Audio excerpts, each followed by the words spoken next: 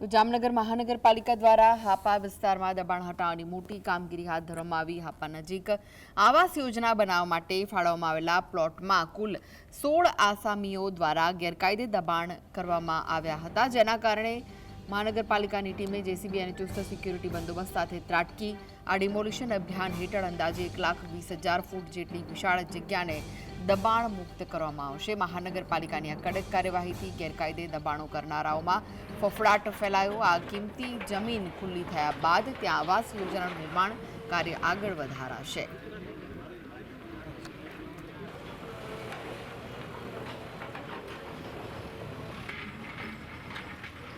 ગરીબોના આવાસ માટે જગ્યા ફાળવણી કરવામાં આવેલી છે, તેમાં 16 જેટલા આસામીઓ દ્વારા દબાણ કરવામાં આવેલું હોય તે દબાણને દૂર કરવાની કામગીરી આજ સવારથી ચાલુ કરવામાં આવેલી છે, જેમાં જામનગર મહાનગરપાલિકાની અલગ શાખાઓની ટીમો 8 જેટલા જેસીબી, 6 જેટલા ટ્રેક્ટર્સ, એ ઉપરાંત ફાયર, પીજીવીસીએલ, પોલીસ બંદોબસ્ત સાથે આ કામગીરી હાલે ચાલુ છે।